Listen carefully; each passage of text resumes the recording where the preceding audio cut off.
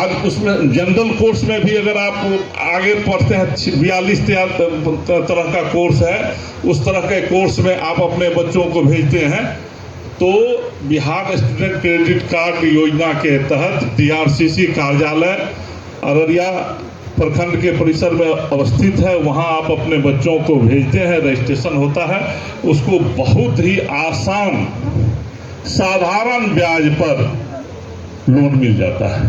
Fees भरने के लिए, लैपटॉप खरीदने के लिए, बुक्स के लिए, अगर बाहर रह करके बच्चे पढ़ते हैं तो लॉज में हाउस ऑनर को पैसा भुगतान करने के लिए ये सारी व्यवस्था उस योजना के तहत है। और आपके ही क्षेत्र के कई ऐसे बच्चे होंगे जो उस योजना का लाभ लेकर के आज अच्छी पढ़ाई कर रहे हैं, अपना जॉब ढूंढ रहे हैं। और इसमें एक बात और है कि सरकार कहती है कि जब आप सक्षम हो जाइएगा ना तब पैसा दीजिएगा। ऐसा नहीं है कि आज दिए हैं बैंक के तरह, इसमें बैंक का कहीं इन्वॉल्वमेंट नहीं है, यह भी जान लीजिए। सरकार डायरेक्ट राशि लोन के रूप में देती है और सरकार कहती है कि जब आप रोजगार करिएगा तब पैसा वापस कीजिएगा, नौकरी मिल जाएगी, कोई दूसरा आप काम करने लगेंगे, सक्षम हो जाएंगे तब पैसा वापस कीजिएगा। इसके लिए है कि अगर आपको नौकरी नहीं मिली है तो सर्टिफिकेट दे करके अपलोड कर देना है, आपको कोई नहीं पूछने वाला। तो ये बच्चों के लिए बहुत अच्छी योजना है। इस योजना का लाभ आज लोग ले रहे हैं, ये सब चीज उस जमाने में नहीं था। फिर आप अगर पढ़ाई छोड़ दिए हैं तो उसके लिए योजना है कि भाई ये नौकरी ढूंढने के लिए 24 महीने तक करने का मतलब 2 वर्ष तक 1000 रुपया महीना आपको फ्री में दिया जाएगा। ये पैसा वापस नहीं किया जाएगा। आप फॉर्म भरिए, आप परीक्षा देने के लिए सफर कीजिए, उसके लिए खर्चे जो भी खर्च आप करना चाहेंगे। और फिर कुशल युवा कार्यक्रम, आप जानते हैं कि जो हम लोग इस योजना के तहत जो हमारे चिन्हित संस्थान हैं, कंप्यूटर संस्थान, उन कंप्यूटर संस्थानों में एडमिशन करा करके बच्चे बच्चियों को कंप्यूटर की शिक्षा दी जाती है। बहुत सारे बच्चे बच्चियां ग्रामीण क्षेत्र के आज एकदम आप बात करिएगा तो एकदम स्मार्ट रूप से वो बात करेगी, बात करने का उसमें तरीका सिखाया जाता है, इंग्लिश हिंदी कैसे बोले वो सिखाया जाता है। तो ये सारी चीज़ें की जा रही है सरकार के स्तर से। सरकार के स्तर से वैसे लोग जिनको कि कोई नौकरी नहीं मिल रही है, अब रोजगार के लिए वो कर रहे हैं, इंटर पास हैं, पढ़े लिखे हैं, तो मुख्यमंत्री उद्यमी योजना है जो हर कैटेगरी के लोगों के लिए है। उसके तहत 10 लाख रुपए का छोटा कुटीर उद्योग लगा रहे हैं लोग, और लगाना चाहिए। जैसे आशीर्वाद का आटा आज बाजार में है, लेकिन उसी तरह की पैकिंग में कम स्केल पर एक छोटा सा मशीन लगा करके लोग आटा तैयार कर रहे हैं, पैकेटिंग करा करके बाजार में बेच करके अपनी आमदनी बढ़ा रहे हैं। महिलाओं को सशक्त कराने के लिए आप देख रहे हैं कि जीविका समूह बनाए जा रहे हैं। लगभग ग्रामीण क्षेत्रों की 60 से 70% महिलाएं आज स्वयं सहायता समूह में जुड़ गई हैं, और कैसे उत्थान हो, कैसे आर्थिक स्थिति सुदृढ़ हो, इस पर वो काम कर रही है और उनकी आर्थिक स्थिति अच्छी हुई भी है। आज वो एक तरह से काफी उसमें बोल्डनेस आया है, वो बाजार जाती है, मार्केटिंग। कुछ लोग तालाबों का राशन कार्ड बनना अभी बाकी होगा, अनाज कैसे लेते हैं उसके बारे में आपको जानकारी देंगे। धन्यवाद सर। खाद्य एवं उपभोक्ता विभाग की तरफ से मैं DP शाही, जिला आपूर्ति पदाधिकारी अररिया। इसमें सबसे पहले 1 मिनट सुन लीजिए, सुन लीजिए। अब सुनिएगा तब ना, आप बैठ जाइए, आप फिर आवेदन एक लिख के दे देंगे।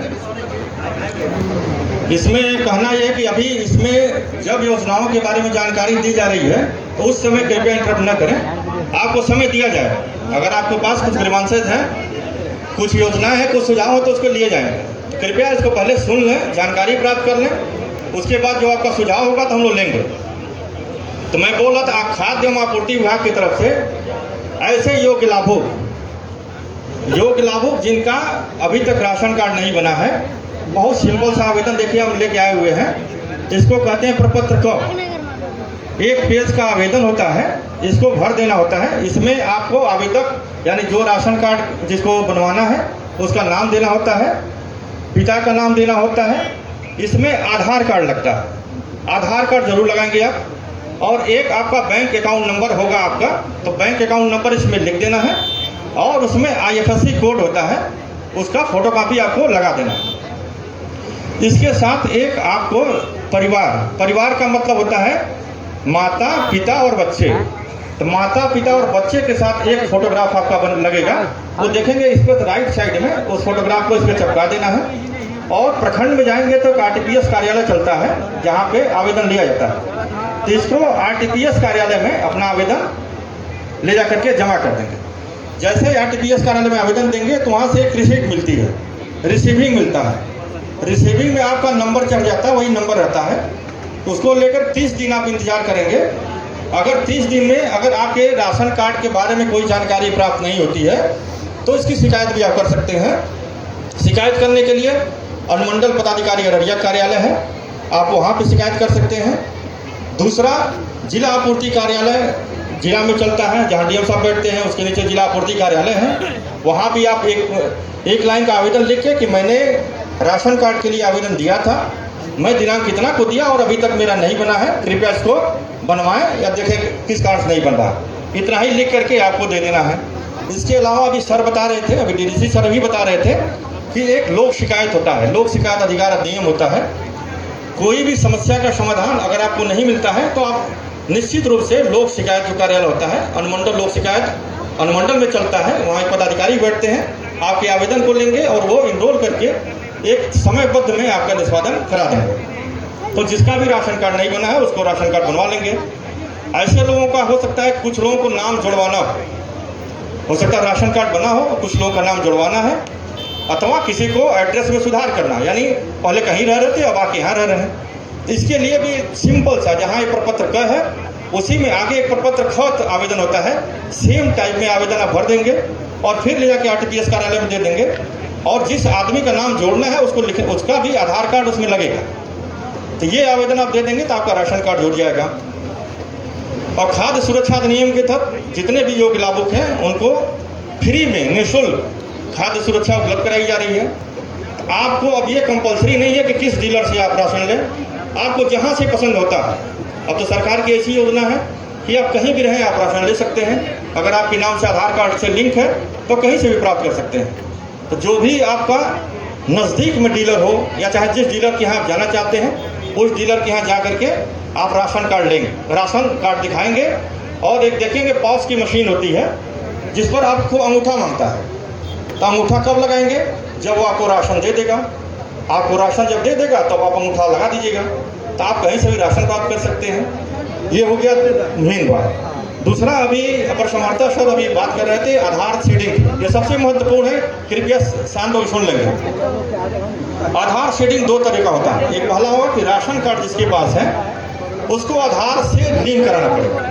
अगर लिंक नहीं होगा तो पॉस मशीन में आप अंगूठा लगाएंगे, आपका नहीं दिखाएगा तो हो सकता है राशन कार्ड न मिले। तो ऐसे लोग जिसका आधार सीडिंग यानी राशन कार्ड जो है आधार से लिंक नहीं हुआ है, उसको अपना आधार नंबर प्रखंड में प्रखंड आपूर्ति पदाधिकारी बैठते हैं, उनके कार्यालय में राशन कार्ड के साथ आधार की फोटोकॉपी आप निश्चित रूप से जमा करेंगे, ये निश्चित रूप से आप करा लेंगे।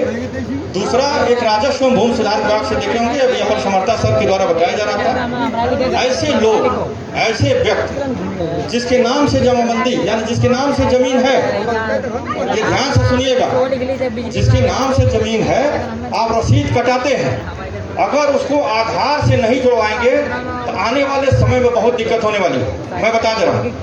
तो ऐसे लोग जिसका रसीद कट रहा है, जिसके नाम से जमीन है, वो अपने आधार का फोटो कॉपी और मोबाइल नंबर अपने हल्का कर्मचारी के यहाँ 1 सप्ताह के अंदर जमा कर देंगे। आधार से लिंक करने की जिम्मेदारी हम लोग की है, यानी हम लोग का मतलब क्या हुआ, हल्का कर्मचारी का है, रेवेन्यू अफसर का है, अंचल अधिकारी का है और जिला स्तर पर जो पदाधिकारी बैठे हैं उनका है। तो मैं पुनः अपील करूंगा, कल पेपर में भी निकलवा रहे हैं हम लोग, जिसका भी जमीन जिसके नाम पे रसीद कट रहा है, कृपया अपना आधार कार्ड मोबाइल नंबर के साथ अपने हल्का कर्मचारी के यहाँ निश्चित रूप से 1 सप्ताह के अंदर आप उनको दे दें।